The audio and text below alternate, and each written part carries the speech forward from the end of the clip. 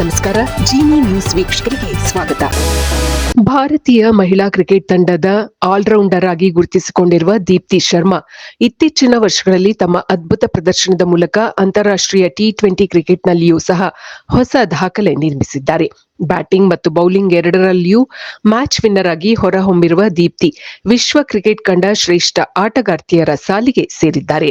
ದೀಪ್ತಿ ಶರ್ಮಾ ಇತ್ತೀಚೆಗೆ ಶ್ರೀಲಂಕಾ ವಿರುದ್ಧದ ಸರಣಿಯಲ್ಲಿ ತಮ್ಮ 150ನೇ ಟಿ20 ಅಂತಾರಾಷ್ಟ್ರೀಯ ವಿಕೆಟ್ ಪಡೆಯುವ ಮೂಲಕ ಈ ಸಾಧನೆ ಮಾಡಿದ ಮೊದಲ ಭಾರತೀಯ ಕ್ರಿಕೆಟಿಗ ಎಂಬ ಹೆಗ್ಗಳಿಕೆಗೆ ಪಾತ್ರರಾಗಿದ್ದಾರೆ. ದೀಪ್ತಿ ಶರ್ಮಾ ಅವರ ಈ ಸಾಧನೆಯು ಎಷ್ಟು ಅಪರೂಪವಾದದ್ದೆಂದರೆ ಭಾರತೀಯ ಪುರುಷ ಕ್ರಿಕೆಟರಿಗೂ ಇದುವರೆಗೂ ಸಾಧ್ಯವಾಗದ ಅಸಾಧಾರಣ ಮೈಲಿಗಲ್ಲನ್ನು ದೀಪ್ತಿ ಶರ್ಮಾ ತಲುಪಿದ್ದಾರೆ. ಅಂತಾರಾಷ್ಟ್ರೀಯ ಟಿ20 ಕ್ರಿಕೆಟ್ನಲ್ಲಿ 150 ವಿಕೆಟ್ಗಳನ್ನು ಪಡೆದ ಮೊದಲ ಭಾರತೀಯ ಎಂಬ ಇತಿಹಾಸ ಸೃಷ್ಟಿಸಿರುವ ಮೂಲಕ ದೀಪ್ತಿ ಅವರು ಪುರುಷರ ತಂಡದ ಸ್ಟಾರ್ ಬೌಲರ್ಗಳನ್ನು ಹಿಂದಿಕ್ಕಿದ್ದಾರೆ.